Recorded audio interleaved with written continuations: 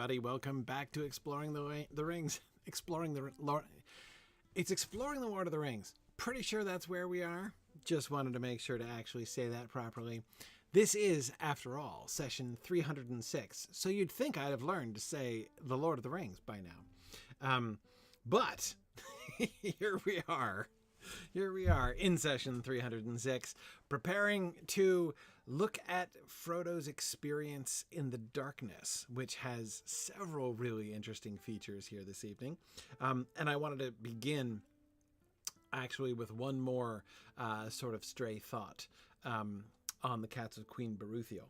But first, just two quick, two pieces of upcoming moot updates I would like to make. First of all, I would like to point out that there is a new moot now available for registration, and that is Willow Moot in Belgium. So we have a new European moot that is available for registration. If you go to blackberry.signumuniversity.org.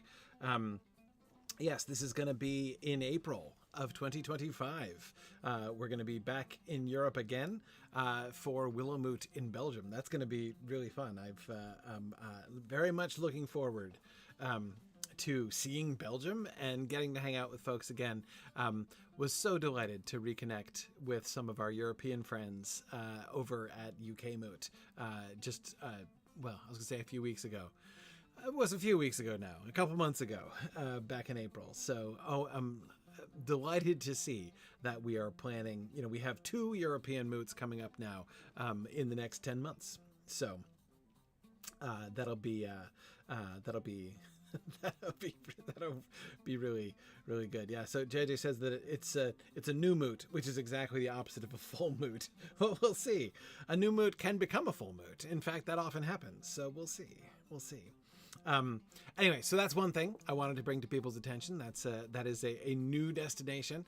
The second is I want to bring to your attention is an old destination, and that is Mythmoot. So Mythmoot, of course, is coming up very soon.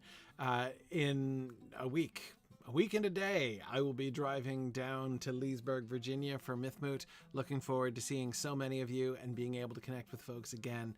Mythmoot is just a wonderful time. It is our sort of main moot of the year, and I hope that folks will join us. We work as hard as we can to make all of our moots, particularly Mythmoot, though it's most challenging with Mythmoot, and yet we try really hard to make everything that we possibly can at Mythmoot available to folks remotely. So I wanted to encourage people, there's plenty of time to sign up for Moot Hub, which is the name of our the registration level for full hybrid participation, and to point out that when you sign up for Moot Hub, you also get access to full recordings of the entire moot, not only, including, of course, all the parts that you can't get to. Anyway, wanted to make sure that folks knew about that. Again, you've got, you can sign up for Moot Hub right up until the day of the event. In fact, I think you can sign up through the last day of the event. But obviously sooner is better, because then you can be getting the schedule and all that kind of thing. So, yeah, Jonathan, attending Moot Hub on an airplane, it could work. It could work. We'll see.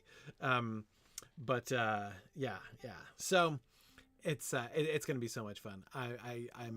I know that many of you are going to be there. Really looking forward to seeing you guys again and having the wonderful weekend that we've come to expect from Mythmoot. So, great crowd coming in person this year, and I look forward to seeing as many of you on Moot Hub as possible. So, all right, those are my 2 moot announcements. Let us move back into the darkness, and first to the Cats of Queen Beruthiel. So this came from an exchange I was having on the medium recently known as Twitter, about with Tony Mead, who was talking about how, of course, this is one of the examples. This is this sentence that is the bringing up of the Cats of Queen Beruthiel without any attempt at explanation is one of the classic illustrations of an element that Tolkien adds, which provides what Mike Trout has called the illusion of depth, right? This sense of like, you know, it's cooler just to mention Queen Beruthiel and never explain who she is, because it gives you the impression that there are all these stories that the characters know about that you don't know about, right? This sense of the depth of the world, and that is certainly true. You know, that is absolutely an effect that passage has. But it got me thinking when Tony was kind of bringing this up, and Tony and I were discussing this a little bit. Again, part of the idea of that sort of illusion of depth is creating this idea that, you know, the characters have this independent existence from us. You know, they know all these things that we don't know because we've just read this one story and they're living in this whole world, right? That's where the illusion of depth comes from. But it got me thinking, who does know? Who gets this reference? You know, what evidence do we have that suggest, you know, to suggest one way or the other, which members of the company understand his reference to Queen Beruthiel? And because this leads then to the following intriguing question: for whose benefit is Aragorn making that connection? So that question, I think we can kind of approach from one of two directions. On the one hand, based on the evidence that we have just here from this one sentence, we don't know. The implication, the narrator's implication, seems to be, to me, that that it's generally understood, like nobody gives him a funny look. I mean, notice the transition out of it by the narrator. He is surer of finding the way home in a blind night than the cats of Queen Beruthiel. It was well for the company that they had such a guide. So I guess that's like a good thing, right? It's almost like even the narrator himself assumes you get it, right? And that comparison to the cats of Queen Beruthiel really, really resonated with you, right? When Aragorn said that. Exactly, Two Juice Man. The narrator seems to know, right? So again, there's not much information here, but if we go based on what we were saying last time, Beruthiel sounds like an elvish name. Is this sort of a legendary or a mythic figure or whatever? So to me, the biggest question is, do the hobbits know? Right? Are the hobbits familiar with this? Is he speaking essentially to the hobbits? Right? Whom is Aragorn reassuring? Do not be afraid. Do not be afraid. It just says the others, right? So it's not Gandalf or Gimli, apparently, right? But it's the rest of them who are gathering there. And so Bjorning and Valori, I think I agree with you. Or rather, I would say it this way. They're suggesting that Boromir is his intended audience here. And I would say that, again, based on what we get here, we don't have any evidence to suggest that. But again, we get no clues as to whether or not they will have heard of Queen Beruthiel. And if they did have a follow-up conversation in which, you know, Pippin says, you know, who the heck is Queen Beruthiel, right? And then Aragorn has to tell the story. We don't know. It's possible that conversation happened and we just don't know about it. But there's nothing to indicate that is the case, right? As far as we can tell, just from what appears on the page here in the story, he's directing it to everybody, to the others, and they are all receiving it. We get nothing to the contrary, so we're just sort of generally invited to imagine that. But this is where I think it's now interesting, and so now I'll give you temporary permission to remember what we know about Queen Beruthiel, right? About what the story that Tolkien actually fills in later on, in which Queen Beruthiel is a Gondorian queen of questionable reputation, right? With like seriously sketchy cats. It's very much a Gondorian story. As the story that Tolkien comes up with when he later comes up with the story is a very Gondorian story.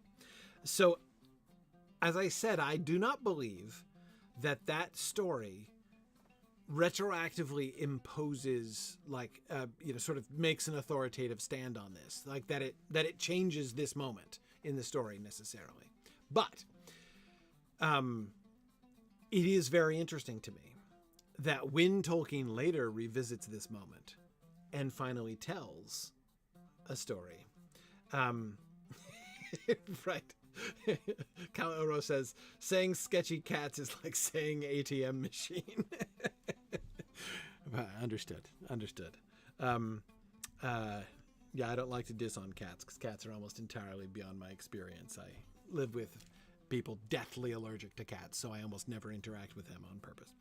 I haven't interacted with cats in decades. Anyway, so as I said, I don't like to cast aspersions. Anyhow, when Tolkien revisits this story, there seems to me implicit in the story that he chooses for the Cats of Queen Beruthio an implicit retconning of this entire story. If we look at this passage, not from its own framework, but from the vantage point of that later moment when Tolkien is going back and inventing a story or discovering a story, the story about Queen Beruthio, and finding it is a comparatively obscure Gondorian legend. I say comparatively obscure because nowhere does he pretend that it's like a sort of a weighty historical moment, right? I mean, you think about, for instance, the story of Silmarion of Numenor, right? Who ought to have been queen?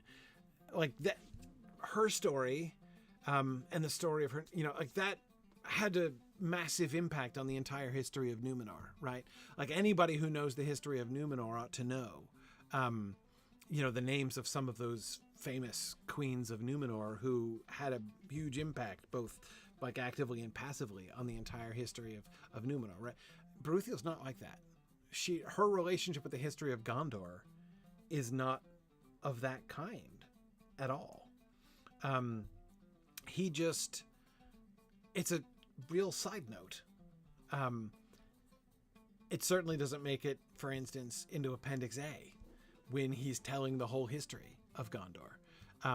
You'd barely even know how to fit Queen Beruthio into that history based on the story that he tells. I mean, he does give some context so that you can place it, but again, he doesn't, he doesn't retroactively make the story of Queen Beruthio into like one of these like huge pivotal moments in history. I emphasize that because without that being the case, it's hard to understand how the story of the Cats of Queen Beruthio could be understandable at all to the hobbits.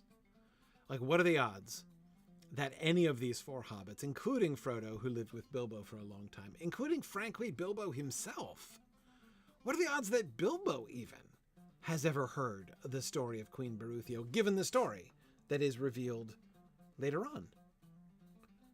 I mean, it's just, why would it have ever come up? I mean, it's a curious sort of story, and I mean, it's conceivable that somebody might have said that, but I don't see why it would come up.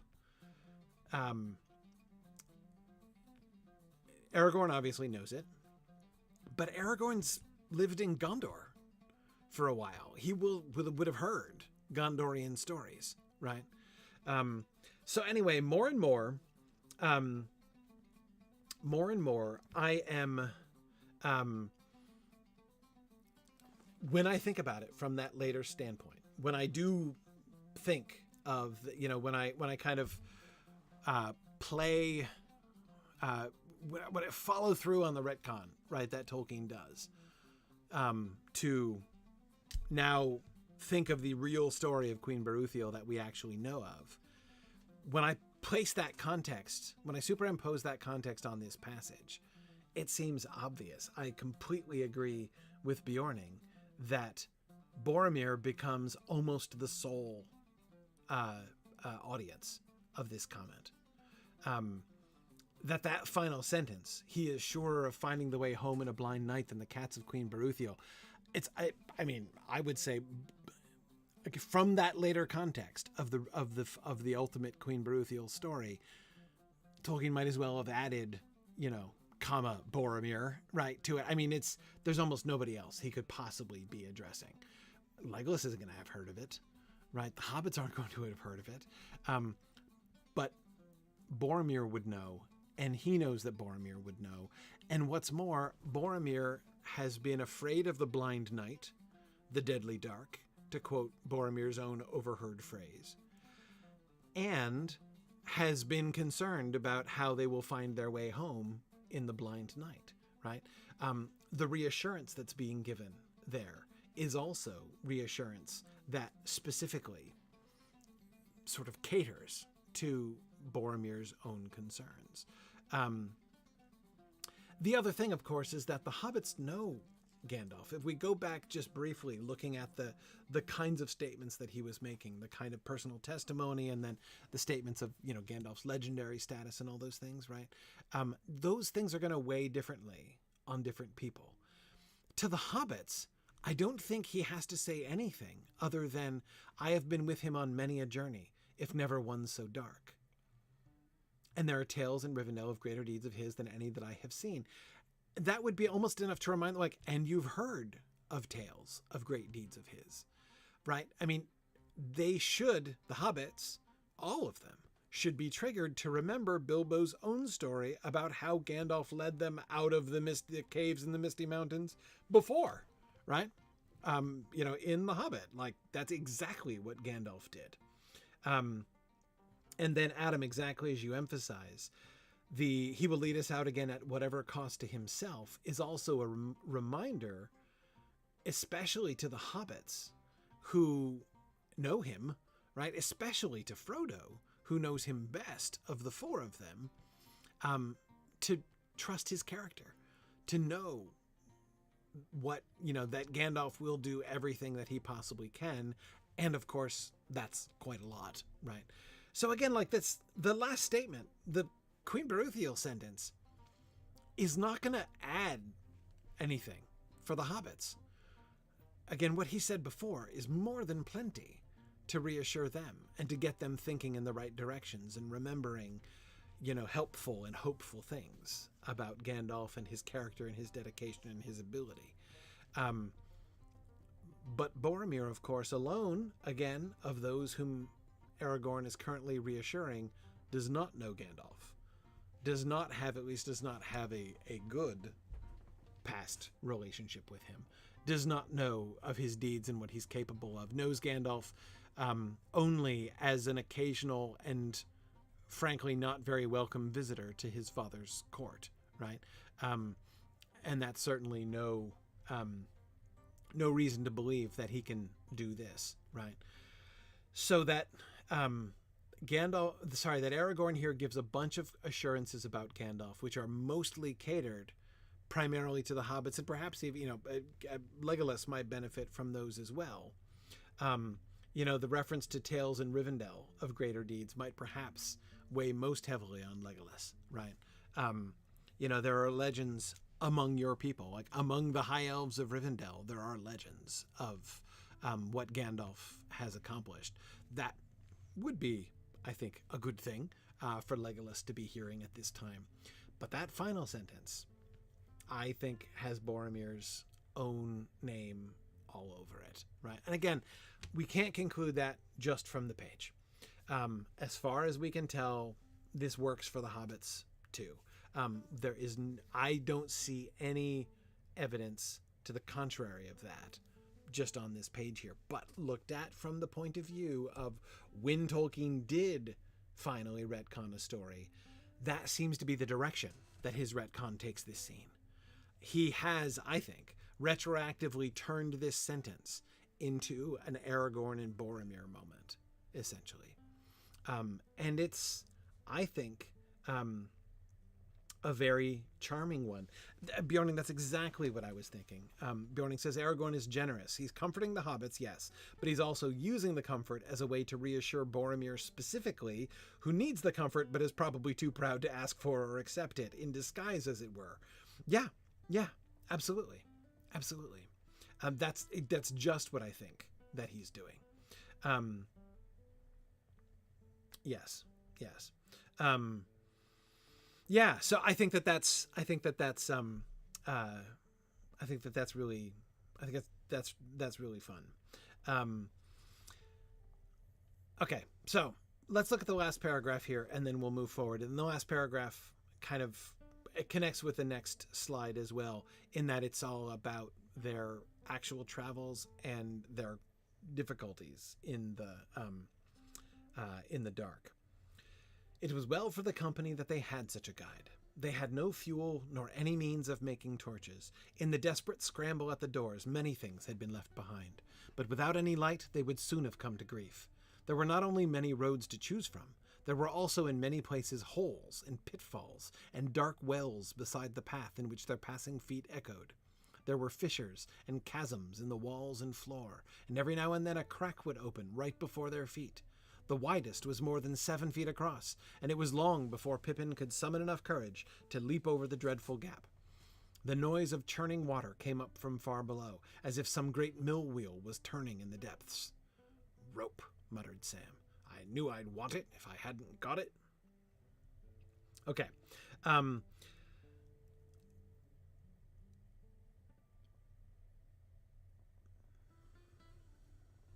The things that I would emphasize here, we'll come back to the reference to Pippin. I think that the reference to Pippin is really interesting here.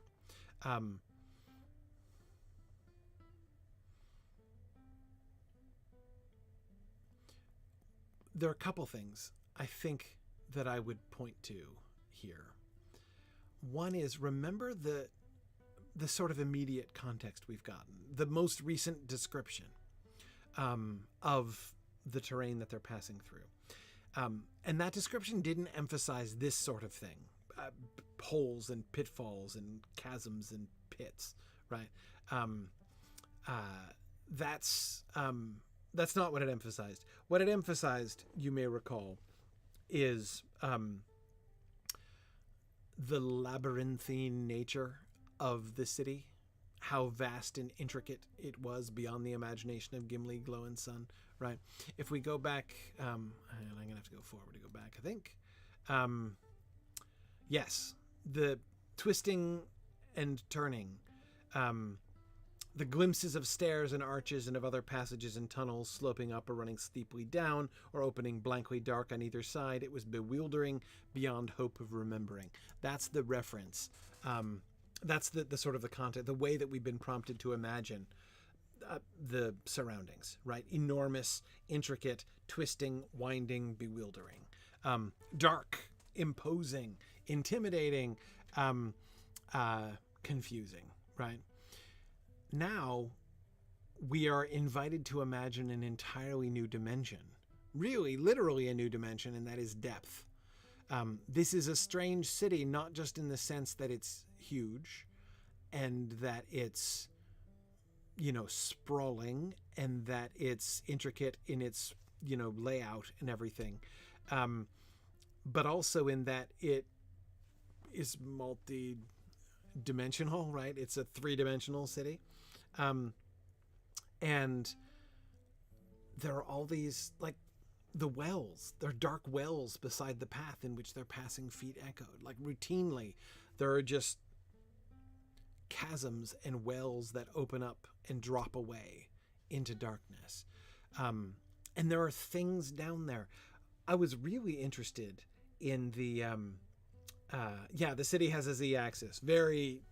This is the passage to Juice Man where we are really invited to add that z-axis to what we're picturing here, right?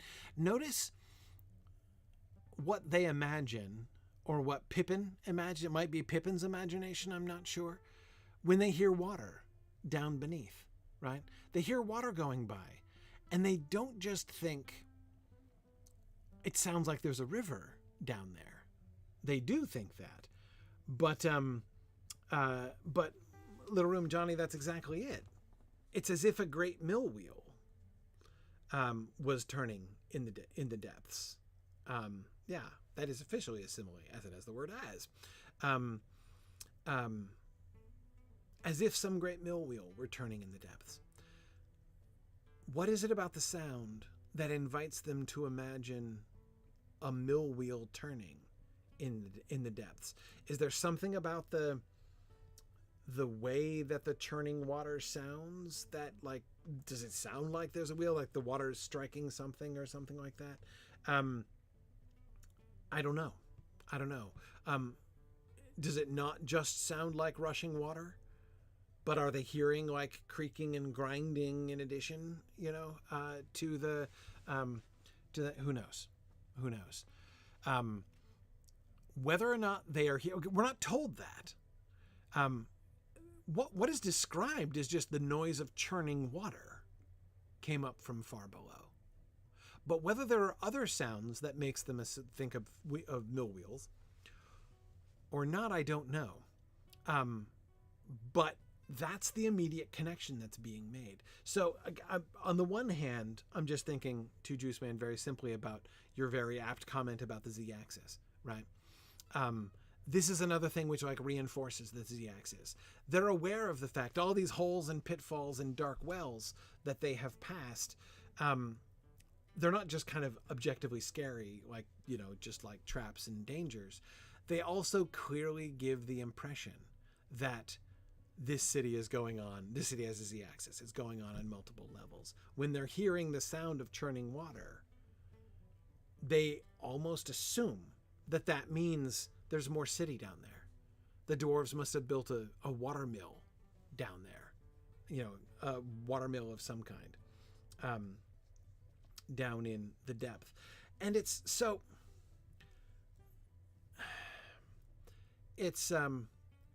complicated. I'm not sure.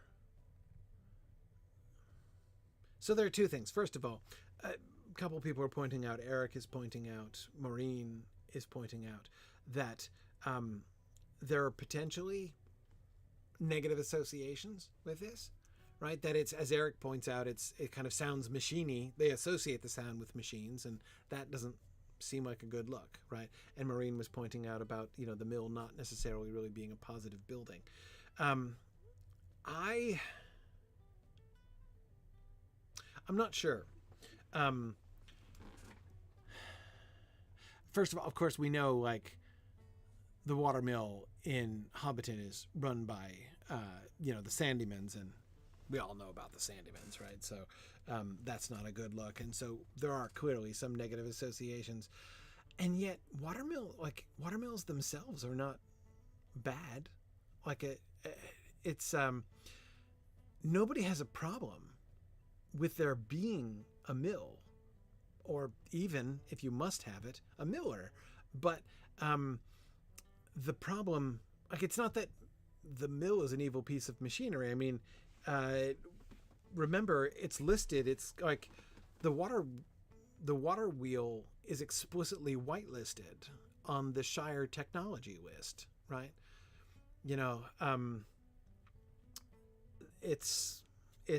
Yes, it's exactly, JJ, used as an example of the highest level of mechanical complexity that hobbits are comfortable with.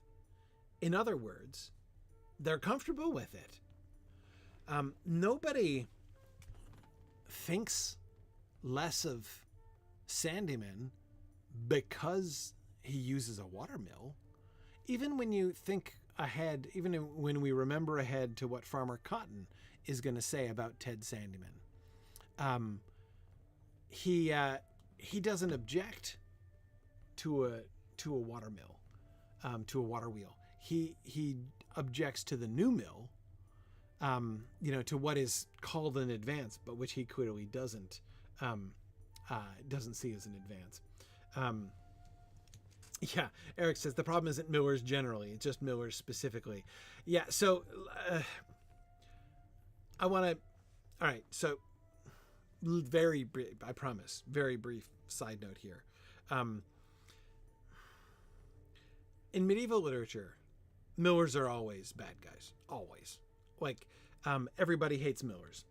And the reason everybody hates millers is exactly as Jackie said, millers have too much power.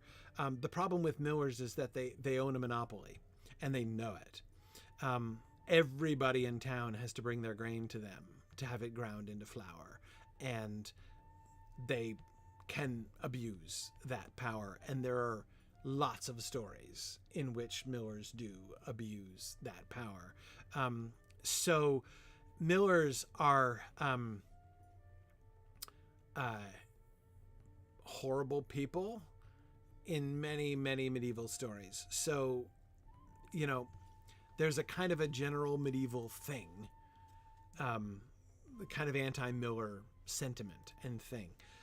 But I'm reluctant to incorporate that wholesale. On the one hand, it is clear that Tolkien is aware of this fact. Like, when he wanted to put a questionable, opposition hobbit in the community, it is, in my minds, no coincidence that he chose to make Sandyman the miller, right? If you're going to have a dodgy character in town, he might as well be the miller, right? Because that kind of fits the trope. And even if you read, if you go to Farmer Giles of Ham and look at how the miller is treated there also, right? The miller is also there like Sandyman. He's not wicked in Farmer Giles of Ham, but he is also like an oppositional character, right? He is, he's the enemy, casual enemy, frenemy, really, of Farmer Giles himself.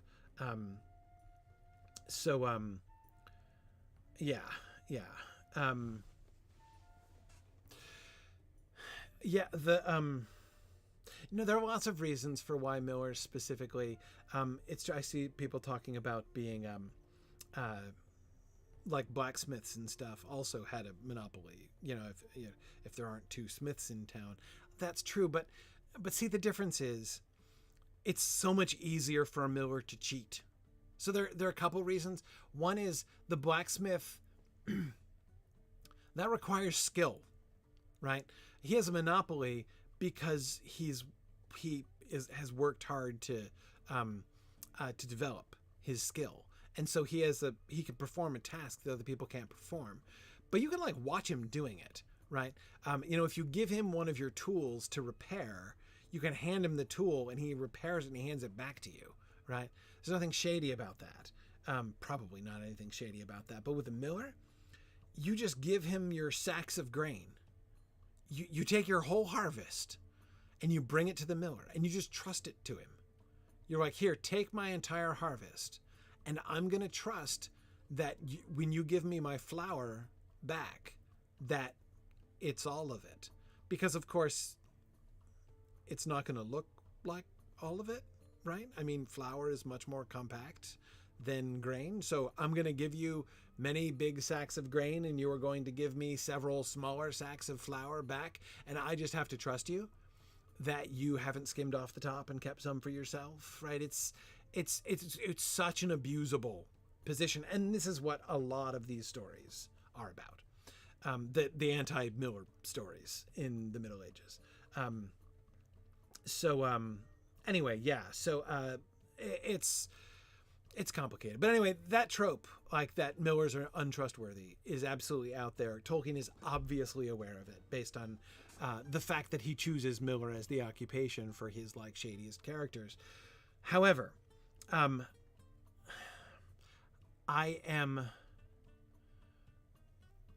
and does that fact, the fact of the like abusability of the miller's position, point to something intrinsically like dubious or shady about the machinery that he uses? It's possible,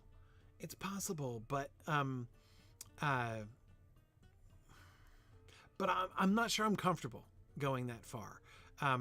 Again, water mills are explicitly whitelisted, right? On lists of Shire technology. And I have to admit, I also am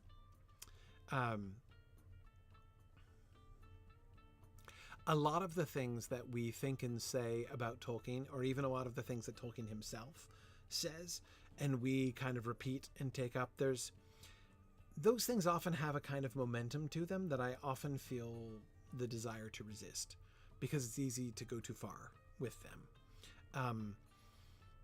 And I actually think that the anti-technology sentiment, Tolkien's anti-technology sentiment, is one of those things which often people have a tendency to take too far, to kind of oversimplify it and to push it further than I think the text, what Tolkien actually says, warrants. One thing that I would add is that I think that what is often taken in Tolkien for anti-technology sentiment is actually anti-industrialist sentiment. And those two things, while related, are not identical. Tolkien doesn't have any problem with tools and machines per se. It is industrialism that he has a problem with. Again, it's not having a watermill. It's not Sandman having a watermill that anybody in the Shire objects to. It's the idea of the new, bigger, industrialized, more efficient mill that he builds. That is considered both foolish and wicked, right? Yes, Cal Elros, I think I agree that his concern is primarily about the abuse of technology. Don't forget that when he brings up the Hobbits' discomfort, that list about the things, the extent of their familiarity and comfort with machines, Hobbits, that is, this all comes up in the context of him saying that they're very good with tools. That is to say, they like technology, right? I mean, tools are a technology. They are not like, let's go back to like pure simplicity, right? And the spoiling of the countryside and the fouling of the air and water. Yes, to Juice Man, which he explicitly associates with industrialism, right? It's about this idea to say, again, remembering ahead to, grinding more and faster, right? It's the impulse to say, but if we redo this and make it bigger and, we can grind more and better, and that will be more profitable to me at the expense of other people and at the expense of the countryside. Yeah, that gets into the problems, right? That he's seeing there. It's not that the tool, even again, the watermill itself is intrinsically evil or dubious, really. So anyway, sorry. Let me end this series of nested digressions. But you'll notice that I resisted talking about Chaucerian stories specifically, which I almost did, but I stopped myself. So see, that's some kind of progress here. Anyway, back to the mill wheel here. Again, it is not at all obvious that what they're hearing are machine noises. I think if they're hearing like squeaking and like the squeaking of like turning metal and the grinding of gears or something like that. I think if they were hearing that, it would have said that, but it doesn't say that. All it describes is the noise of churning water. And yet something about what they've been passing through, something about the city that they have seen, inspires them to imagine where there is churning water down below, there probably is a great mill wheel down there, right? And it is out of place. It's an agrarian image, Jackie, as you say. Yes, I agree. It's not even that they are saying like, oh, they probably have a mill down there. Like that they're imagining that is a thing the dwarves actually built. It's just, it seems like an association, right? What they're hearing is the kind of river that they associate with mill wheels. In other words, a comparatively fast moving stream. Because a stream that's just kind of very slowly drifting is not going to turn a mill wheel very well, right? You need a little oomph behind that water in order to turn the wheel. Anyway, yes, Emily says they wouldn't have any familiarity with the machinery used in mining, so they chose a familiar image. Yes, also potentially, Rowan, as you say, in smithing as well. Yes, but again, that's I don't think that's what they're picturing. It's not just a water wheel, it's a mill wheel specifically that they're imagining turning in the depths. Then again, it's not to say, well, obviously the dwarves wouldn't have had mills, maybe they would. Yeah. See, Graham, that's exactly what I do not see, is any implication of some kind of rhythmic sound that would anticipate the drums. No, all it says is there's a noise of churning water, right? The association seems to be theirs. And I agree that it is like an above ground agrarian kind of image or kind of association that they seem to be making. But yet it also shows when they're leaping over chasms in the floor, they're not imagining. Their imagination is not full of empty blackness leading down into nothingness. Their imagination is full of like, there's probably a whole other city down there, right? The crazy dwarves who built this huge, enormous place probably have like, they probably put a mill wheel down there in this river that we're hearing churning away down there.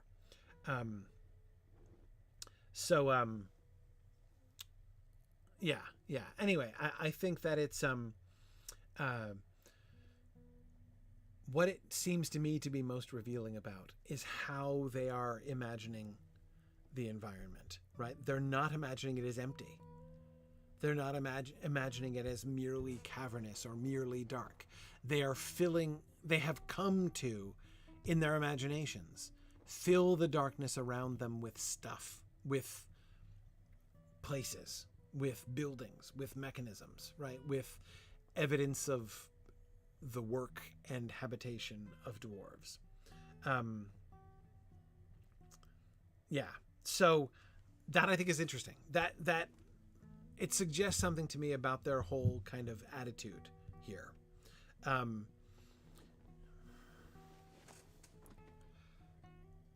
Also, I think we can all have sympathy for Pippin taking a while before he can summon up enough courage to leap over a 7-foot gap in the floor. Right? Could you imagine being 3 feet tall and jumping over a 7-foot? So imagine taking a running jump over a chasm more than twice your own height, like as wide as twice your height in the dark, right? I mean, that's, yeah, like the thought of jumping over a 7-foot gap I'm not 7 feet tall, but like I'm pretty tall, and that's a little more than my height, but it's certainly not twice my height, right? And I would find that a little bit intimidating, right? This is what they've it's something more like I would say 12 or 13 foot gap. I mean, it's a 2 meter gap. So we should imagine, if you want to do it in metrics, imagine like a 4 meter gap basically is, for, I think, proportionally to us, that's pretty much what it would be. And yeah, with like certain death lurking underneath. It's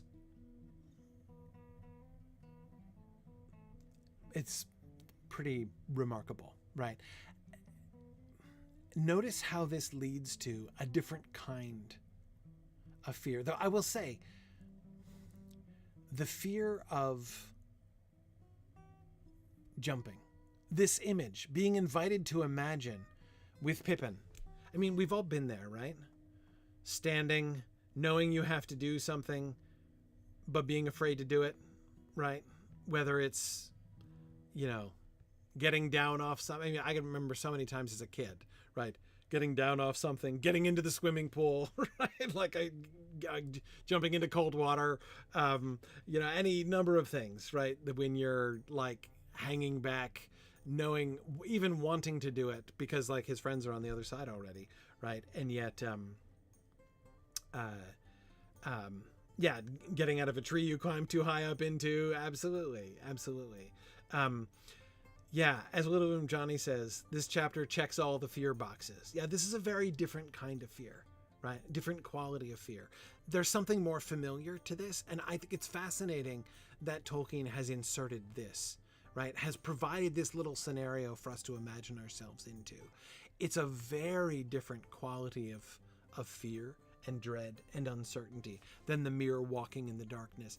Even the horrible, creepy feeling of like thinking about wandering through the darkness and suddenly finding a pit opening up in front of your feet, which you could easily accidentally step into, right? Or even that wonderful description of the dark wells beside the path in which their passing feet echoed, right? Their feet echoing in the well, which like conceptually invites you to imagine yourself in the well. It's like you're hearing yourself in the well.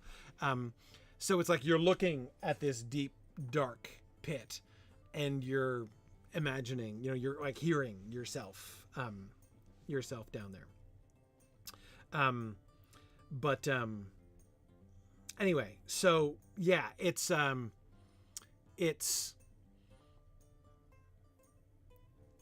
that's terrifying in a different way, right? But merely the like there's a chasm, you see it, you have no choice, you have to jump over it. John, that's a great question. Should we be suspicious of water at this point after the Watcher encounter?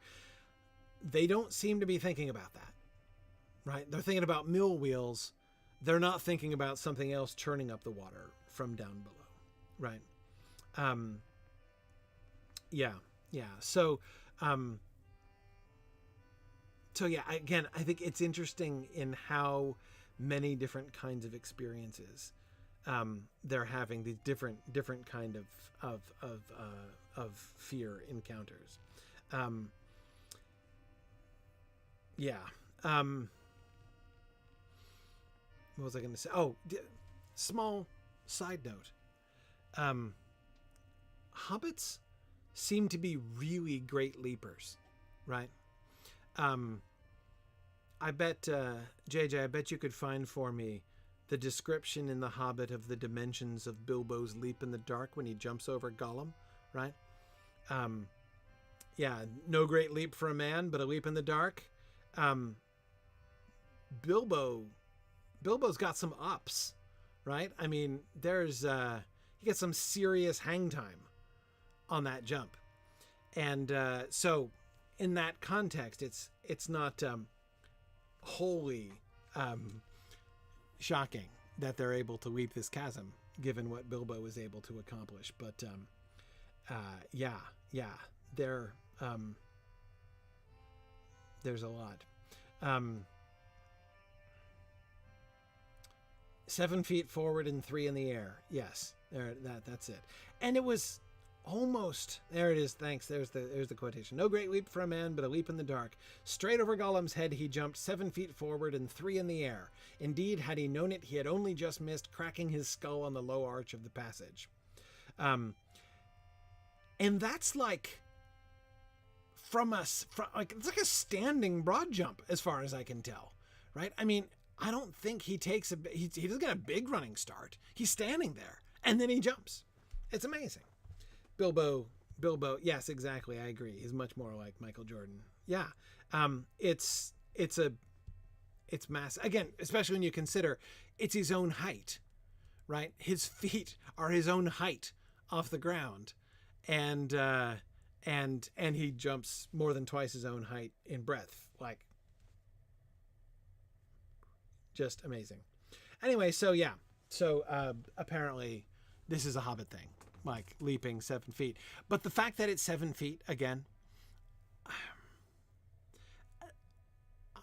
I would need a lot of convincing to believe that that's a coincidence.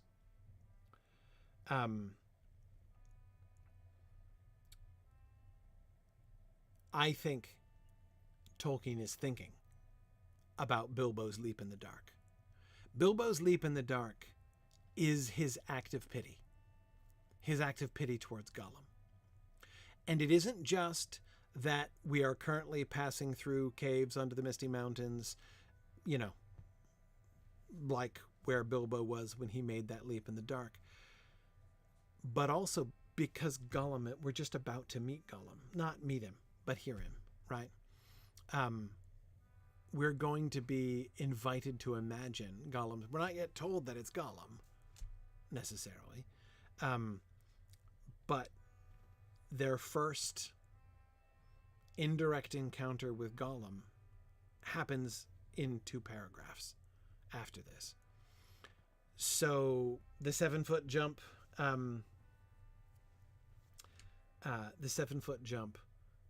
I think, should put us in mind. It's almost another one of those Hobbit memories that we've been looking at throughout the story to this point. Yeah, I think that the explicit connection with it's almost like a very gentle reminder to remember Bilbo's choice, to remember his leap in the dark, to remember his pity. Yeah, we need a leaping recreation. Maybe at Mythmoot we can do some measurements. Set up yeah, that sounds like a Ranger Moot activity. I agree, Jackie. Yes. Yeah, we should set up a 7-foot chasm and invite people to jump over it. Yeah, can you jump a 7-foot chasm? Yes. Yes. Maybe somebody's kid could volunteer to play the Gollum part, and we could practice jumping over him in the dark. It would be perfect. But anyway, yeah, we'll see. Sign insurance waivers. Yeah, well, I think that's going to have to happen at Ranger Moot in any case. Yes. Yep. Anyway, okay. So, last point. Penultimate point. Pippin. It seems clear, remembering what's coming ahead, associating Pippin with these deep gulfs and the sounds that are coming up from deep gulfs seems to be setting the stage, right? We just got the reference to dark wells beside the path in which their passing feet echoed. They're hearing sounds from down in the wells, which are just echoes of their own movements, right? They're hearing the noise of churning water from far below, which is probably not something down there churning up the water, right? As if some great mill wheel were turning up the depths. But that... Now, Pippin is singled out for being scared to jump over the dreadful gap. Perfectly understandably. But yeah, the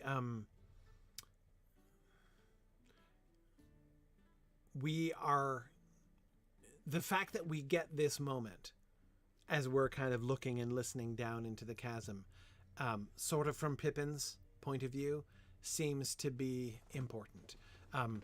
In this moment, when we're invited to imagine the depth that Z-axis to Juice Man was talking about, of this, of the Moria experience, it's Pippin whom we're invited to to be thinking about that. And then my final note, Sam mutters again. It was funny. When I was, I had to paste the text of the next slide on before class tonight. And so I was in my digital text, and I just like remember a snatch of a sentence of the passage we're doing and just put it into the find thing, and usually I'm able to find the paragraph I'm looking for. So I just put muttered Sam. I didn't do his quotation because the punctuation will sometimes screw up the search, but so I just put muttered Sam into the search, and it was really cool because of course all of his muttered comments came up. We've already read most of them, but that is most of them in the Fellowship of the Ring. But of course, this is only one of the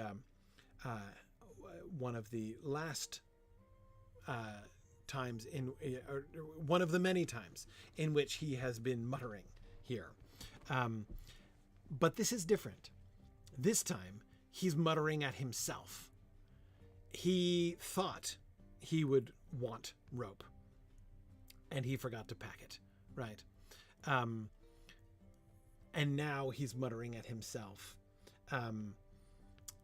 grumbling, not against where they're being led, not against the danger that they're in, but muttering at his own forgetfulness and the potential consequences of it, right? Yes, Uncle Roper would be disappointed, Johnny. Yes, he would. Yes, he would. Yes. And Tomas, isn't it delightful? Sam and the rope, right? The way in which Tolkien is following that up, right?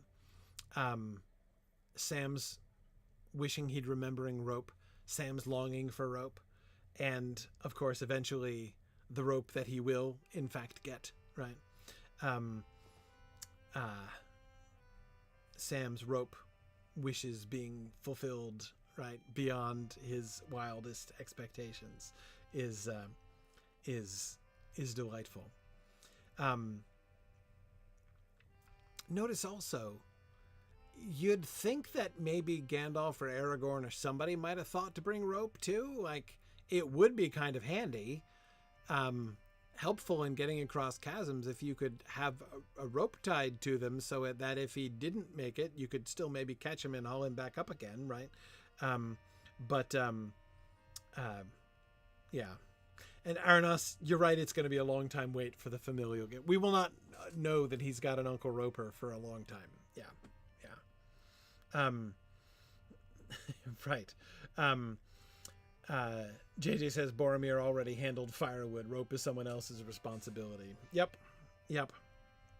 And Eric, I do actually think that every D&D adventuring pack includes a rope because of this passage. Absolutely. Yeah. No, that's, I think, almost explicitly clear. No,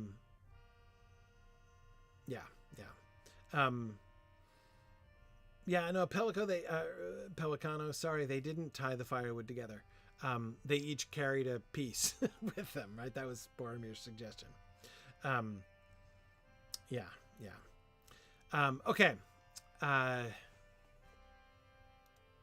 Well, let's start the next one. As these dangers became more frequent, their march became slower. Already they seemed to have been tramping on, endlessly, to the mountain's roots. They were more than weary, and yet there seemed no comfort in the thought of halting anywhere. Frodo's spirits had risen for a while after his escape, and after food and a draught of the cordial, but now a deep uneasiness, growing to dread, crept over him again. Though he had been healed in Rivendell of the knife stroke, that grim wound had not been without effect. His senses were sharper and more aware of things that could not be seen. One sign of change that he soon had noticed was that he could see more in the dark than any of his companions, save perhaps Gandalf. And he was in any case the bearer of the ring. It hung upon its chain against his breast, and at whiles it seemed a heavy weight. He felt the certainty of evil ahead and evil following, but he said nothing. He gripped tighter on the hilt of his sword and went on doggedly. Okay, so this is a really interesting paragraph. What I am really interested in this paragraph is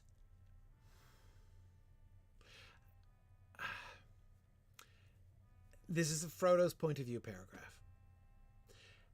And it's Frodo reflecting on the ring. On the ring, his connection with the ring, his wound, and what happened to him in after receiving the wound, right?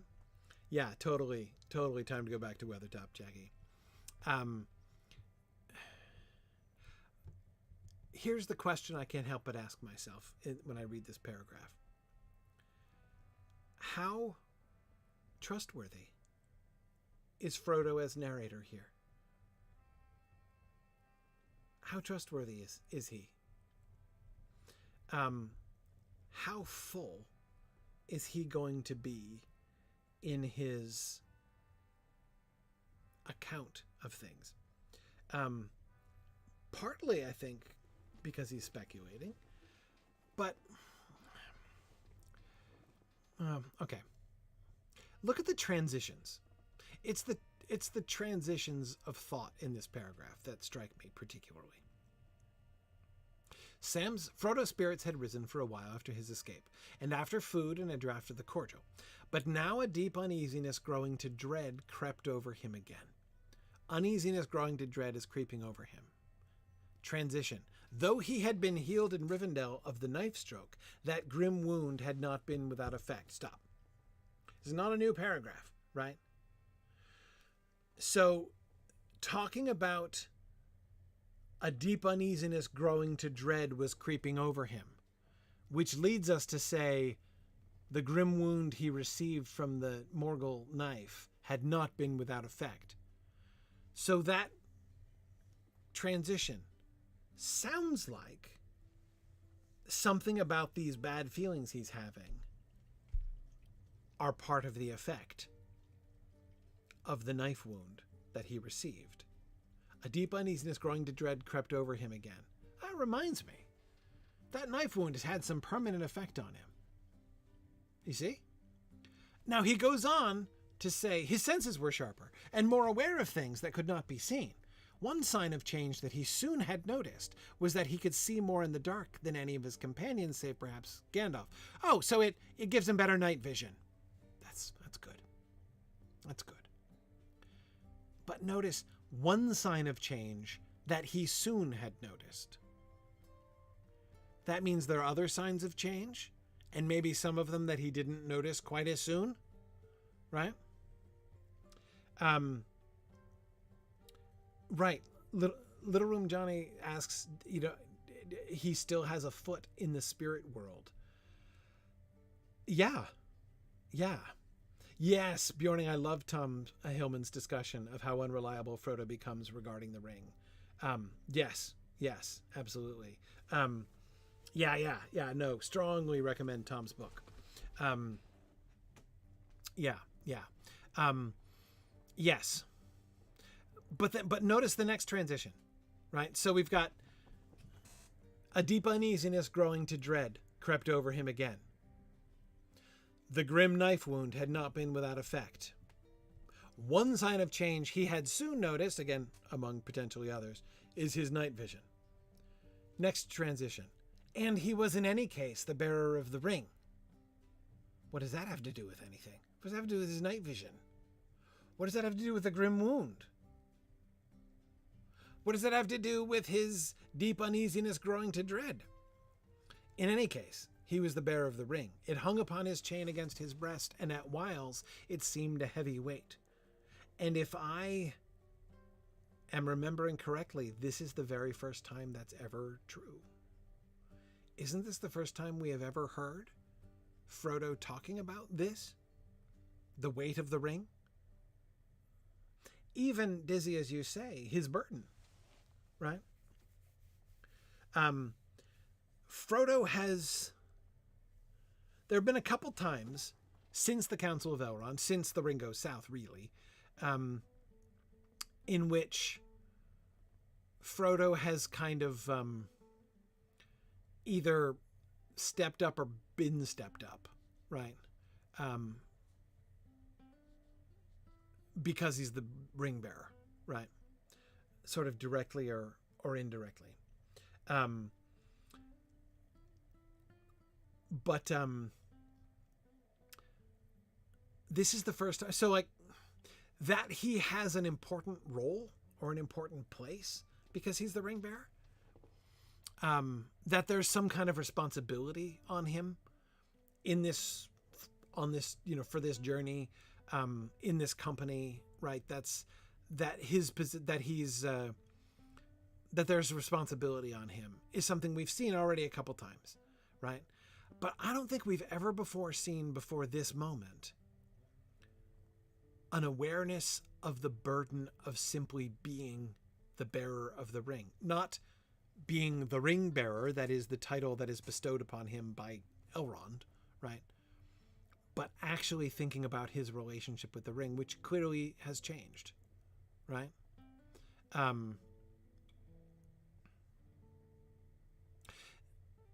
Quiz time. Do you remember what Frodo volunteered to do in Bag End, back in chapter 2, when he was talking to Gandalf? When Gandalf presses him at the end of the chapter and says, well, have you decided what to do? What is it that Frodo decides to do? Do you remember?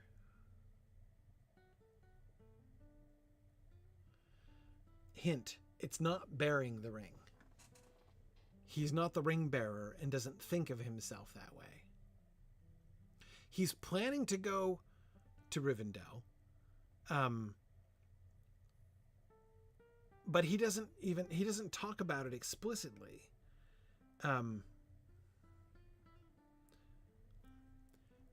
What he says, his words in response to Gandalf's question, well, have you decided what to do? Is he says, I suppose I must keep the ring and guard it.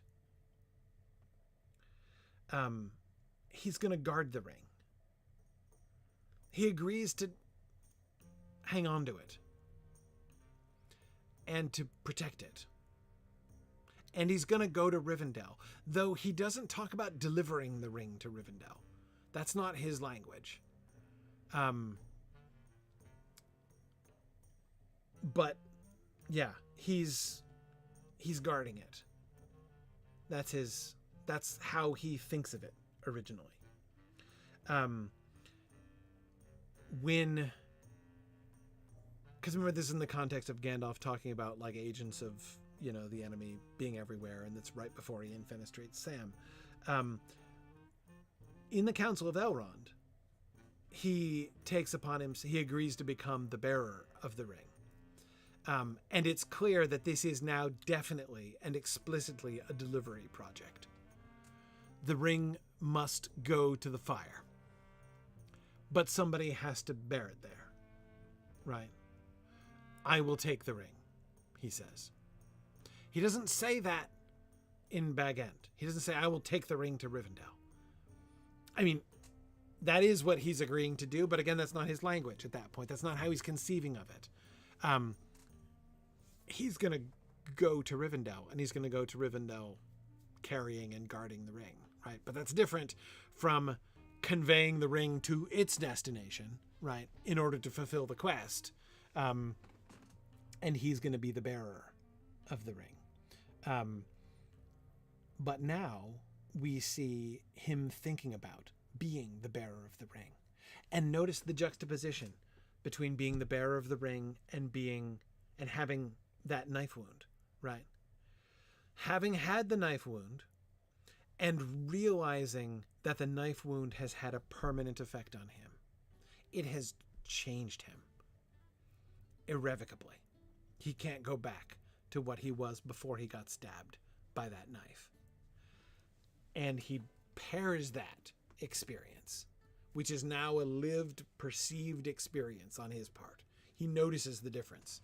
More than one difference, presumably, right? Even though he only mentions the one explicitly here. And then that itself leads him. So it's the uneasiness growing to dread that seems to lead him to think about the Morgul wound. And then the Morgul wound seems to lead him to think about bearing the ring and the heaviness of that weight around his neck. And I think we can see here not only the first acknowledgement that the ring is sometimes heavy around his neck. It's not the first time he's perceived the heaviness of the ring. Where was the first time he perceived the heaviness of the ring? Another quiz. It's another chapter 2 of book 1 quiz, really. Do you remember when he perceives the heaviness of the ring?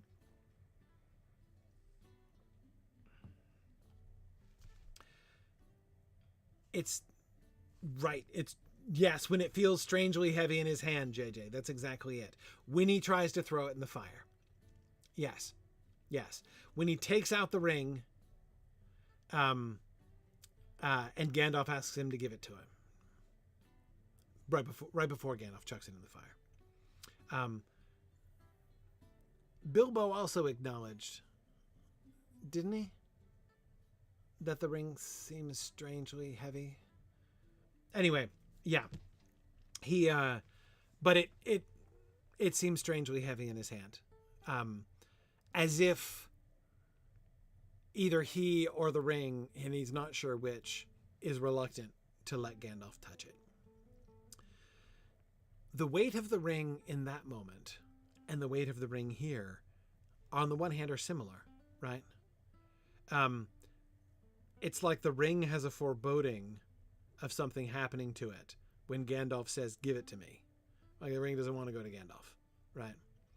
In some sense, or something. And Gandalf, of course, is going to chuck it in the fire. Frodo is now knowingly, in his mind and heart, he is oriented towards bearing the ring. Now that when he calls himself bearer, that means he's thinking about the quest. He's thinking about conveying the ring to its destination. And its destination is the cracks of doom, of which Frodo's fire in the fireplace at Bag End is explicitly the anticipation on multiple occasions in chapter 2 of book 1. If the ring was a little bit reluctant and heavy before it went into that fire, one could imagine it's much heavier. The ring, he knows what he's doing with the ring, and now knowing, he's perceiving its weight, right? And again, the implication is that Frodo at least is here finally, for the first time, beginning to suspect that the ring could change him the way that the knife stroke changed him. It might not be without effect also. And then notice the immediate transition after that. So, uneasiness growing to dread, Morgul knife stroke, the ring, the heavy weight of the ring, and then he felt the certainty of evil ahead and of evil following, but he said nothing. It ends with deep uneasiness growing to dread as well. And both of these things, both the wound, which does seem to connect him to the spirit world in some way, that he can see into the darkness is a really interesting manifestation, right?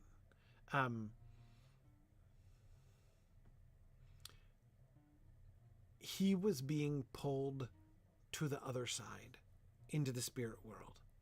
He was almost in their power.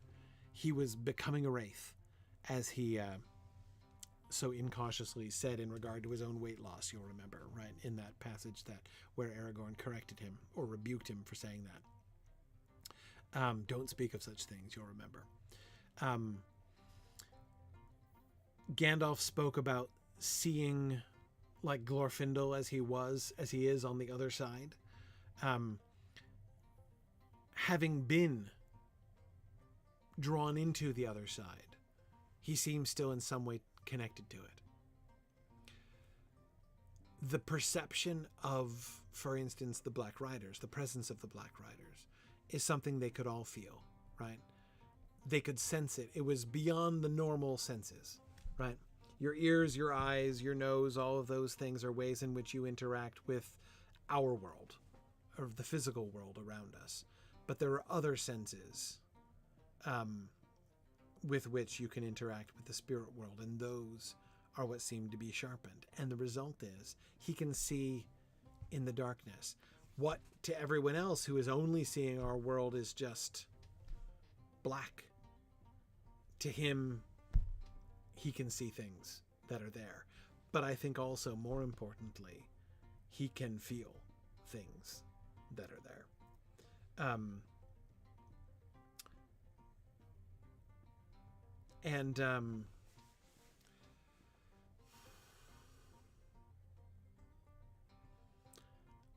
I don't know.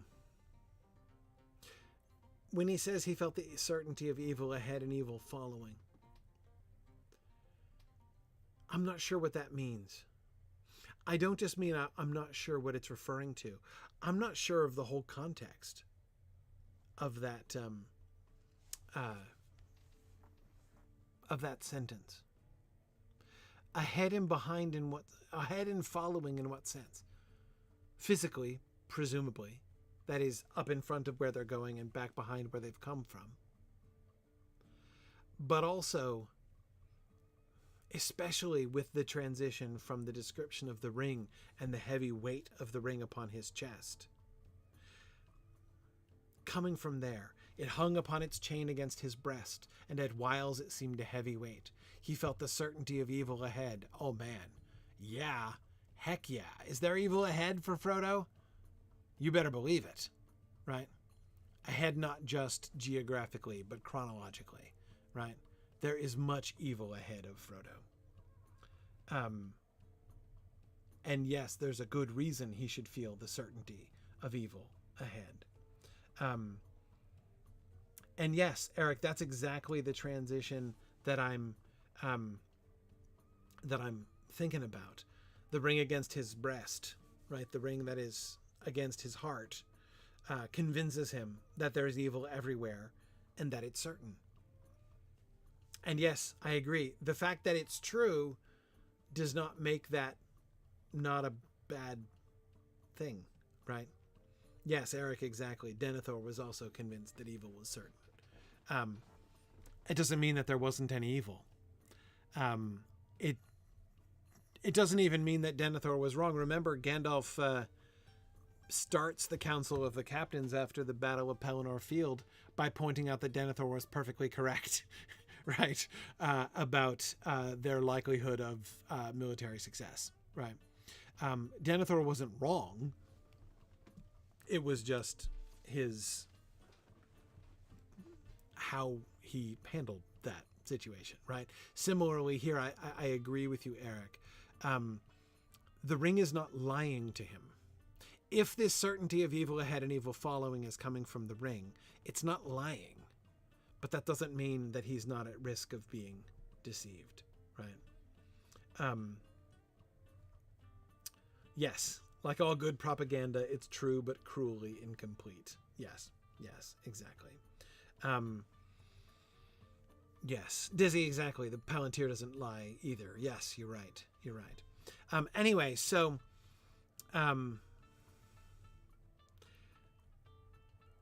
but I also do think when he feels the certainty of evil ahead, again, there's so many ways in which that whole sentence can be taken. We can take ahead and following as meaning in space. We can take that as meaning in time. Right, look ahead of him on his path, right? And pursuing him from behind, right, from the path that he has chosen, like as a consequence of his choices in the past. We can think about evil ahead and evil following in the sense of creatures that are out there, creatures of malicious intent that are out there and whose presence he can sense because of his connection with the other side, with the Wraith world.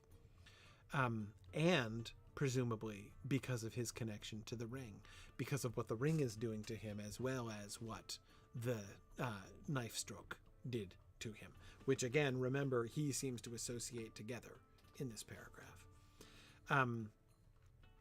But again, it's not just like, is he sensing Gollum and Gollum's malice behind him? Possibly. Is he sensing orcs ahead, or, the Balrog or whatever? Possibly. Very possibly. He can, in some sense, detect that, like they could detect the Ringwraiths, because of his increased sensitivity, because of his wound, and because of the ring.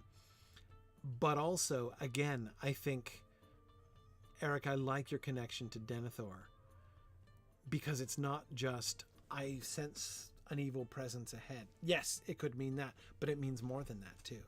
He felt the certainty of evil ahead and evil following.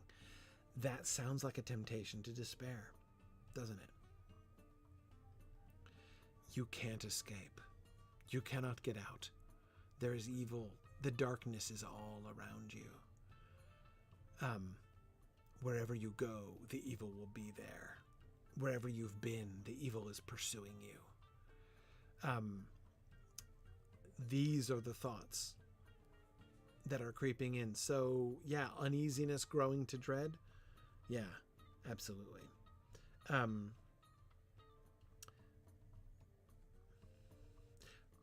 But again, the insight that is implicit.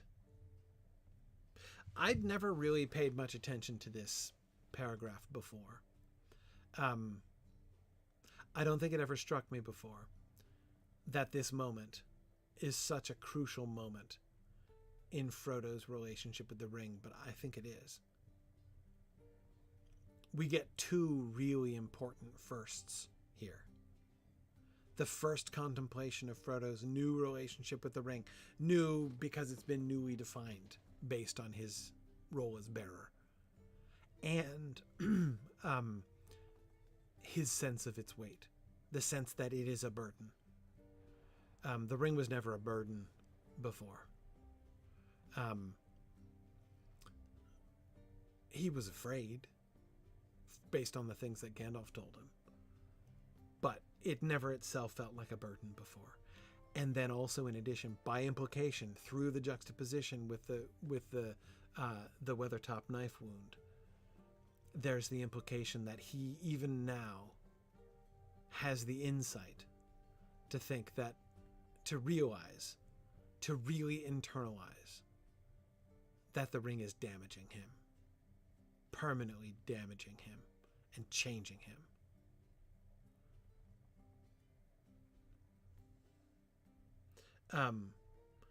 He was resistant to that. Remember, back in Bag End again, he was resistant to the idea that Gollum had been a hobbit who was changed by the ring. It's an abominable notion, Frodo thinks. He's also resistant to the idea that the ring has the impact that it does on its owner. Do you really know this, or are you just guessing still? He says to Gandalf, which sounds to me very much like resistance, an unwillingness to believe that on his part. Yeah. Anyway, last note here. I know it's super late. Last note here is his final reaction. He gripped tighter on the hilt of his sword and went on doggedly. His reaction here, I think, is good. Going on doggedly, gripping the hilt of his sword tightly, those seem like good reactions. The determination that he shows, the ability to endure. He's not giving in, it seems, to the despair. Gripping the hilt of his sword implies readiness to take action, right? He's not being intimidated by the certainty of evil ahead and of evil following. He's scared. Uneasiness growing to dread.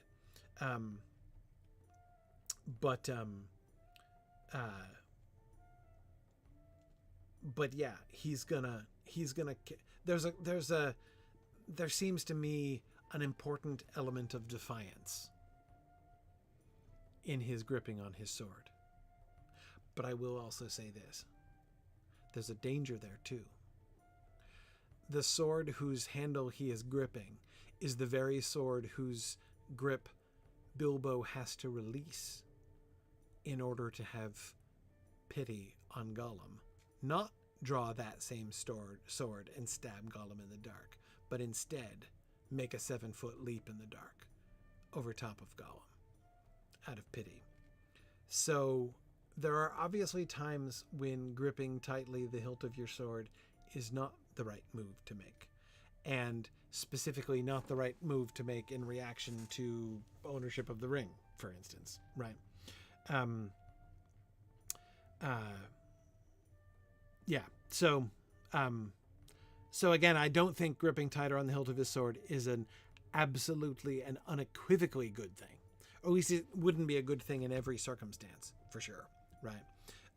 But I do think on balance, there's danger here. Like he is in danger. And not, as Frodo will say to Gollum later, the danger that they all share, right? But a danger that's specific to him, from the ring, from his wound, but especially the ring, of course. So he does experience that. And on balance, as I say, I think it's a good reaction, but it certainly does show that there's still danger. Yeah.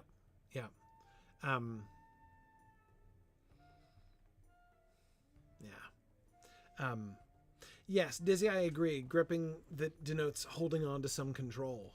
Yes, and that's good, but it's dangerous too, right? There's danger in it. All right, we will. That is an amazing paragraph. We will discuss the sounds in the dark and the footfalls next time. And next time will be next week. So next week is Mythmoot. I'll be leaving on Wednesday, but I won't be leaving until Wednesday. So I'll be here on Tuesday night. So I will be planning to have class Tuesday night next week. So we'll discuss the sounds of the footfalls and Gollum pursuing them, and then we'll continue moving forward from there. Thanks everybody. Thanks folks who are just joining us for book discussion, and we will have a quick field trip tonight. Right. Good evening, Valori. Evening, everybody. All right.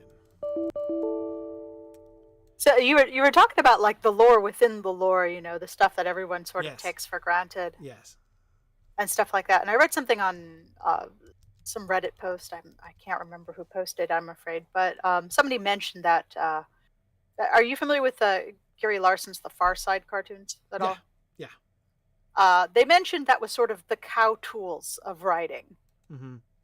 Is sometimes you just put it in and then people make of it what they will, and sometimes it goes out of control and takes on a life of its own. Mm-hmm. Mm-hmm. But that's something that that's always good to sort of pepper in every now and then. Is just the cow tools. The author doesn't explain, the characters don't explain. We just take it for granted that they know. Right. Yeah. No, and I do feel with the Cats of Queen Beruthiel, I do feel that he's inviting us to. I mean, the passage itself seems to invite us to imagine that they all understand it and we don't. Mm-hmm. Yeah. I agree. I do like how the later story does seem to offer that different kind of angle on it. Yeah. The other question is whether Aragorn or not had told the hobbits the story on their journeys, because it did say that he told them a lot of stories of the It's old conceivable. Days. It's definitely possible. Yeah, but it also reminds me of a childhood experience I had, because my dad was stationed in Poland when I was very young, we're and headed to the Dolven View here. Yep, sorry, go ahead. Yep, Dolven View. Yep. Okay. Yeah, I spent a lot of my early years in Poland, and I learned a lot of Polish fairy tales and stuff. Like some of them were pretty awesome. Like Smok the dragon, which I that always confused me when I first heard about Smaug the dragon, Right. because I'm like, Right. is he saying Smok? Is this the Polish dragon from legend? Right. Because that was its name. And the other one was King Popiel and the Mice, and that one's like a ninth century fairy tale that Okay. almost nobody knows about, the Proto-Polish. It's basically Macbeth, but instead of the woods coming to get Macbeth at the end, the rats drift by on the bodies of the people he betrayed and killed and eat I him. see. Yeah, good old wholesome fairy tale stuff. Yes. But going back to America and realizing that nobody knew what the heck I was talking about, and I sounded like an 8-year-old psychopath, Right. Right. that Right. was a different matter. Yeah. Yeah. Okay, let's see. So last time, I'm just remembering where we were. Last time we looked at the statue and that whole sort of courtyard, and the interesting approaches to it, and the way that the mountain arches and the Longbeard Gate appears in the background, right? And I think this time we were going to look at the sort of building-ish, the one that we can see kind of diagonal here, the one with the glowy pit, right? Mm-hmm. Okay. I think so. Oh, Alright. you're still not in my raid. Hang on. Okay, so let's head down over that way.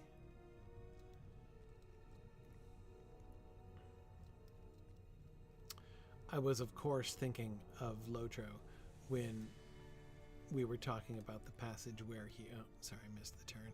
Where he. It was talking about sudden, like, pits opening up at your feet, and I was like, ah, yes, boy, they. In the game, they sure maintain the verisimilitude with that. Yeah, especially some of these ones that they just make unjumpable just to mess with you. Yes. Yes. I don't think Valori has, but Linus has definitely gotten the deed where you get for falling off various platforms in Moria. Yes. Okay, so we're in the middle of the part that has been actually superficially sort of invested by the goblins. They've built the sort of tent sort of structures here, and they've vandalized the statue, and then they've built this, like, they put these horns and things up on the building over here, right? Mm-hmm. Hung a few those aren't skeleton cages, those are tusk cages. That's interesting. Like the Fleetwood Mac song. Exactly like that. So,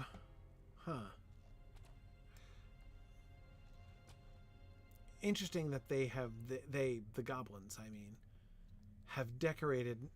Do you think those are just decorations meant to, I guess? Yeah, they have it on both sides. So Could it's be not drying really, out the skins. yeah, it's not just this. It's just those buildings they're decorating. It's this area that they're Yeah. decorating, really. It's the lower area. Making it a bit of home, you know. Yeah, yeah. Okay, but thinking from the dwarvish point of view,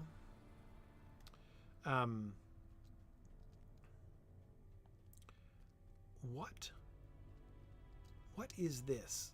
You know, we were talking about how this whole thing is primarily the route inward. There's not much evidence that, like, huge quantities of dwarves lived out here.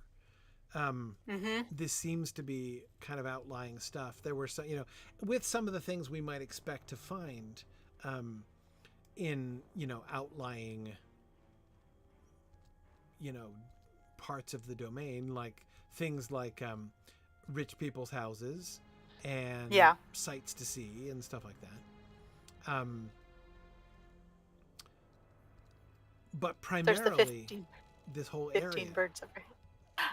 Right. So primarily this whole area, the Dolvin View and the Great Delving as a whole, is primarily a path, right? A path from the Eregian Door through into Zelamelec, which is like downtown. Yeah. It might mean there's something mobile out here, like shops and stalls and marketplaces and stuff. Yeah, and the Dolphin View itself is clearly. I mean, I'm still fairly convinced that this whole cavern we've been exploring for several weeks now is primarily a beauty spot. Like this is it's a place you would visit for itself if you were a dwarf. Mm-hmm. This Look at is very odd. the cute little face they drew. Yeah, first of all, the goblin graffiti is. I never noticed it before. Right? We get the. This is what you were mentioning. Yeah, it was the 15 birds and 5 fir trees, like yeah, like what we saw in the Misty Mountains. Yes. Yeah, we've got the wargs and the goblins charging in. We've got the dwarves and the wizard being carried off by the eagles. Mm-hmm. I love how the goblins are kind of the heroes of the piece, right? They're losing, but they're all heroic. Whereas like the wargs look, Ferocious, they're adorable. ferocious, but also, yeah, a little adorable. But we also see, don't we see? Yeah, we see the Very fire. bright. Yeah. And, the wargs seem a little bit uncertain about the fire, at least one or two of them. Anyway, Well, yeah, and I seem to recall, because Gandalf was targeting the wargs in their fur and lighting them on fire. Yes. Anyway, they the legend of this story, Emma Thorne, is clear. The significance that this story has to them, and they're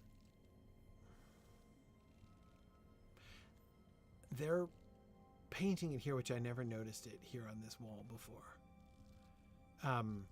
Is an interesting kind of piece of defiance, because on the one hand, this is not a picture that recalls a great victory of the goblins over the dwarves. The dwarves escape. The dwarves are and killed their king. Escaping. Yes, they've killed their king, and now they're escaping, and it's their escape that's being memorialized here. So it's almost more. It seems to me almost more of a never forget painting. Well, especially since the dwarves are the main subject here, and where are we standing? Right. Exactly. Yeah, JJ, that's it. It's a remember the Alamo moment, I think, is exactly why they've painted it here. They killed our king, they escaped, and they took everyone out there, and they burned a bunch of wargs, but boy, did we sure get them with that song. But this is noticeable because this room, this place, is the most brightly lit spot in the entire cavern so far. Yep. More bones in here. It's this small enclosed room with the huge brazier full of glowing crystals. Yeah. You get the feeling this is a nice little meeting hall for I mean, if I was in this cavernous place and I was not used to big cavernous dwarven architecture, I'd kind of want a little cozy rotunda like this to stay in, have a wall against my back. Yeah, that's right. It's open up top. Yeah. I'm trying to figure, as I've been thinking about since we first saw this place. Oh, yeah. What the point of it is. Okay, so here's another way to get down to, and if we go down here, we not only get to the platform, it goes from here straight to the platform and then straight down, because we get a set of stairs here, right? Mm-hmm. Yes, set of stairs down into that's the main road through. Okay. Khazat Mor. Okay, so it connects to both sides of this platform. Uh-huh. It overlooks the platform. There was an opening overlooking the platform. Yeah. You wonder if that was glassed in at one point too, or had like a thin layer of amber on it or something. Yeah, there's a sort of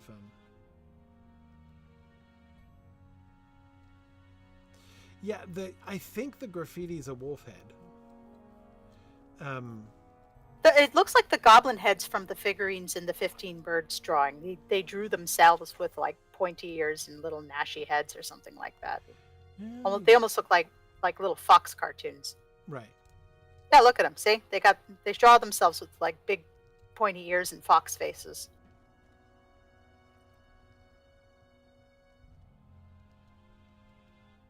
I think it's supposed to be a goblin head. That's what I'm trying to figure out. So I still think it's a wolf. No, but maybe not. Okay, here's the one that's kind of convincing me. Look at so on this right hand like ring, like the dark vertical thing, right? The goblin riding the warg with his two arms straight out and the big like toothy face turned straight towards us, right?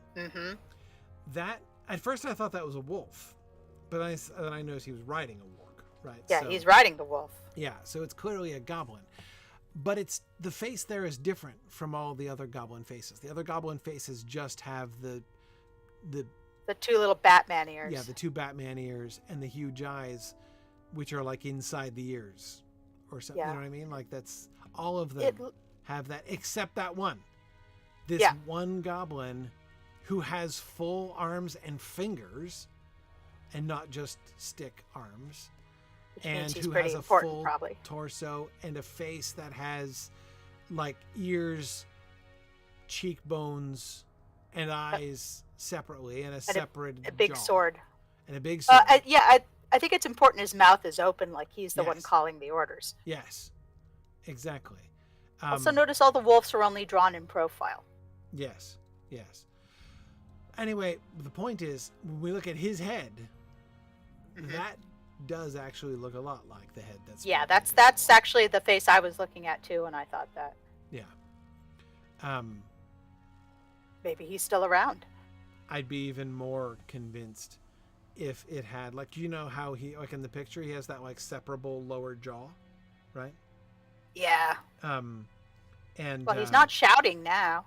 Right, exactly. So he doesn't. If there were a separable lower jaw on these painted pictures, I'd be even more convinced. But yeah, I agree. I mean, it looks like a wolf head, but it's the side points that what makes it look so foxy, right? The horizontal points on his cheeks there. Which are so characteristically similar to that image. Yeah, it looks like the fur tuft of a fox. Like this looks a lot like a kitsune, like a Japanese kitsune fox drawing over here, but. Maybe they're just not very good at representation. Well, that we've seen ample evidence of. Yes. So yeah, it wouldn't have occurred to me just looking at it, but in the conjunction of that picture, I think it's right. But why, if you're the dwarves, why do you put so much light in here?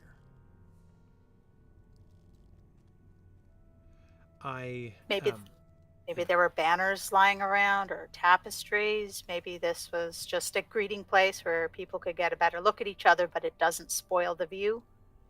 That's why I think maybe this was glassed in at the top. Yeah, because it is. Although there's a view, especially here, there's a view out down into the courtyard. Yeah. Unlike the other places we've seen, it doesn't seem to be primarily focused on the view. It's enclosed. It doesn't ignore the cavern. You don't just pretend. It's not inviting you to pretend you're just in a small enclosed space because the ceiling's open. You can still see the cavernous ceiling and the natural roof up above. But yet, it's like they want to have a very highly lit spot, but they don't want to just like light up. I mean, they could have put those up here or something. Right? Yeah. They could have had that brazier with those. Sometimes you just need a good bit of light. You're looking at you're looking at some gold ingots you want to sell, or you're counting your money carefully, or But they don't. But my point is, they don't like try to light up the whole, cavern or something. Well, that would spoil the view. The whole point of the view is to use these refracted mirrors to bounce them off of things and create this beautiful starlight crystal effect. Yeah, and we can come up here and look right down at the crystal, which again, yes, barely, almost reaches the floor. Yeah. Like the tip of the tallest one almost reaches the floor. Yeah, you see this really shallow indentation here at the corners. Mm-hmm. There might have been something like leaded glass spread out across the top, so Maybe. it would dim it. It would dim it over here, and not spoil the view as much. I bet you it Like, also would have been much warmer in there too, especially if it's enclosed. oh yeah, yeah. Yeah. Yeah. But yeah, sometimes you just need a bit of light. And heat. It would have been a place to warm up too. Well, if it was to warm up, you might want to leave this open then, so you could have any smoke escape that you want to. Well, no, but there wouldn't be fire. Like, I don't know. Oh, you mean just free from drafts? Or I mean, I don't know if any heat emerges from these yellow crystals, but maybe it's just because of the color of the light that makes me feel like it must. It feels warmer for sure, but those 4 Maybe. breezeways would not be any concession to drafts. Well, no, I mean that's for sure. Yeah, I don't know. Cause see, up here once again, now we're in full like platforms for the views again. Mm-hmm. Right now, you can see out over the entire courtyard and the Longbeard Gate and the mountain peaks in front of it. And on the other side, the chasm and the bridge and, the high ridge of the Dolphin View up there, right? Like I've never noticed the braziers from here. Yeah, this is clearly an observation platform. Yeah. But, yeah, I never noticed the coal braziers. oh, the coal ones? Oh, Yeah, down there, by the bridge. Yeah, down there. They're not crystals. They're hot coals. Is that the goblins then, you think? Maybe. I mean, the fact that we've only seen them in the goblin place and everything else had a crystal on top, I would not be surprised if they just smashed all the crystals because it was too much light and put in coals because it was freezing. Maybe.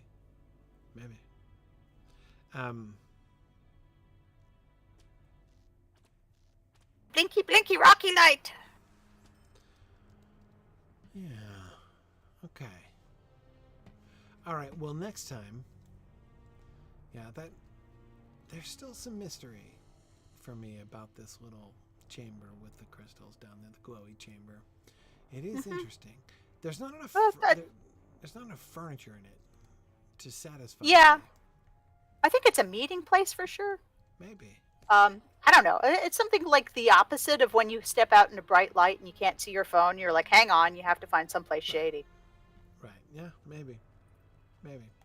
All right. So next time we will wander up this way. We'll look at this building, whatever this is, and we'll consider that because we can actually go into that a little bit. So we'll look at this building and then get up towards the gates up here, the other Longbeard Gate. Look at the approach to that and think about it in relationship to the other parts. And then we're pretty well done with this cavern at last. So Yeah. Yeah, cool. All right. Very good, but I should let folks go. It's again, sorry we started our field trip late today, but we'll see. Maybe one, maybe 2 at most. More field trips in this room, and then we'll be off to where we're going to go to Zelm Melek next. I think is where I wanted to go, and then up to Durin's Way. Very nice. Yeah. Yep. All right. Very good. Thank you, everybody. And I will see you guys next week. Yep. See ya. All right. Good night now.